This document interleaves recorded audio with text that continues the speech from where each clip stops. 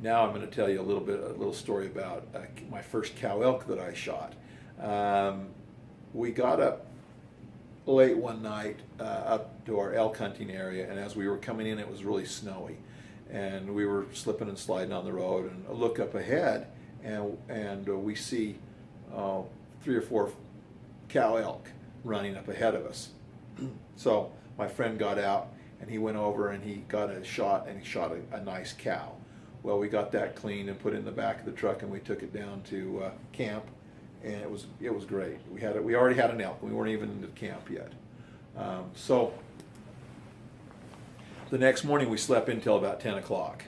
I didn't really care if I got an elk, but if I get one, great. We already got one. Who cares? It was fun. I go up to the elk camp for the hunting. I go up to hunting for the sociality, for the food around the fire. I love to sit around the fire and tell stories, all the same stories from last year we tell again this year. It's just a lot of fun.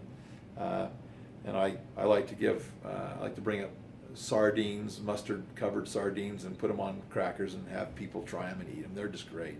One time I went up to elk camp, and I had all these baby wipes from my kids, and I took a box of wipes, and I was up there cleaning myself off, my face and my hands off and everything, kind of taking a baby wipe bath. And all the guys, they were making fun of me. They thought that was funny that I had a baby wipes.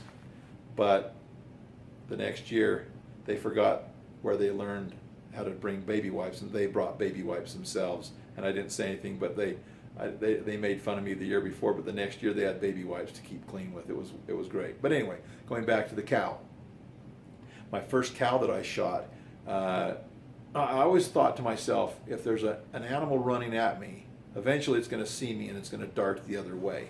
So my friend and I, Kurt and I, were walking over by this stream bed, and we walked down. We were just kind of talking a little bit, and then we dropped down and we bumped some rocks, and suddenly this cow elk that was resting up on the hillside thought that we were above it. So the kind of like a ventriloquist, she could hear the rocks, but she thought the rocks were above her. So she just bolted off and came running down towards the creek, and straight at us. I mean, straight at us.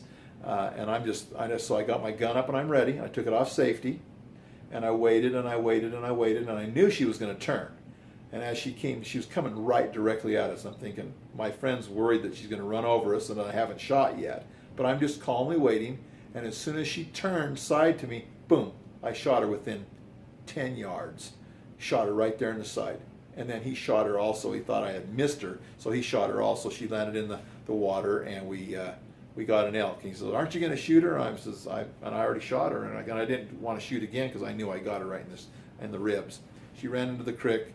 He shot her again. She died right there, and that was another great tasting elk. The elk jerky was amazing. The elk steaks were amazing. I love hunting elk because elk tastes so much like fine quality beef.